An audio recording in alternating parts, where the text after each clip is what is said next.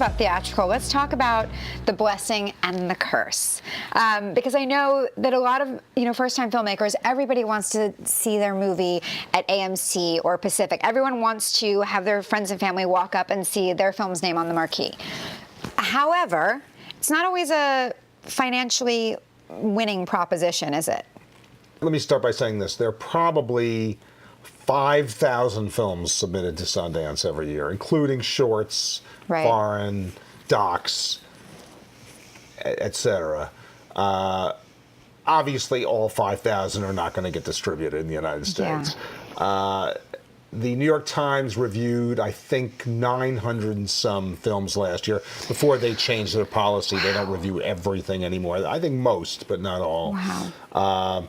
And a lot of those were, I don't want to jump ahead here too much, but day and date VOD releases where you're in 10 theaters in 10 cities of the top 20. And you're on VOD the same time. Right. And it's not a true theatrical release in most cases. Once in a while, one of these breaks out, but it's the exception to the rule.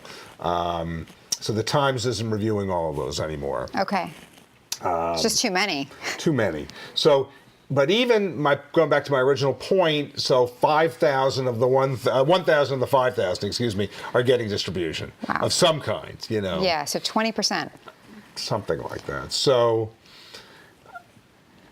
to answer your question, if you're one of the 4,000, you have to look into alternative means. Right. If you're one of the 1,000, you have a shot to get a theatrical deal.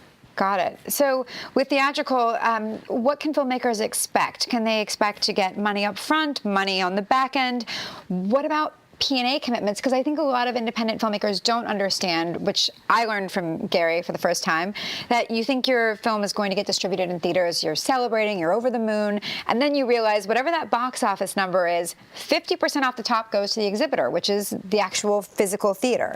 And then, more now. So when I met you, it was 50%. What is it now? No, it's for independents. It's 60 to 65 generally. Because it's a riskier film, so they're giving up theater space with less guarantee of getting the... Independents get squeezed.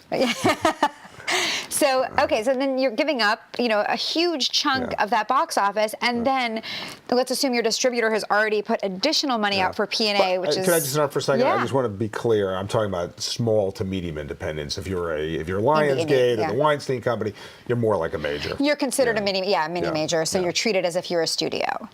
But, more or less. So what about P&A commitments? What about the other money that is spent to promote that film? When filmmakers see those box office numbers coming in, they think that they're going to get a piece of that money. What can filmmakers expect? Well, you said blessing and a curse, and you're right, because if you want a theatrical release, that company is going to have to spend between $300,000 or $400,000 on the low end-ish. Are we saying like $1 million film, like a $1 to $5 million film? What would the? Just for reference. Huge film, you're gonna have to spend more than that. $20 million. The bigger the film, you tend to have to spend more P&A. Right. But on the low end, $300,000, $400,000. On the high end, you're talking about millions of dollars. Right. At least a few million. So. And just to clarify, P&A is prints and advertising, which prints in the back in the day used to be the print. It's the theatrical marketing money, basically. Right, correct. So when you see ads on TV or radio ads. So you make a deal with a distributor, you get hopefully what's called an advance. Right. A minimum guarantee. Right. Do those exist anymore? Yeah, they exist, but the film better be good. Right. But if you get your film into Sundance and or Toronto, and you have one of the big five or a few others, so maybe 8 or 10 companies handling it, the fervor of the festival will get you, in all likelihood, some kind of decent advance. Wow. Let's say you don't have a festival-appropriate movie. They still may be able to do some kind of screening in between festivals. It could still land you a decent advance. So what are the 3 rules of a independent film to protect yourself financially? Per Gary Rubin, cast, cast, cast.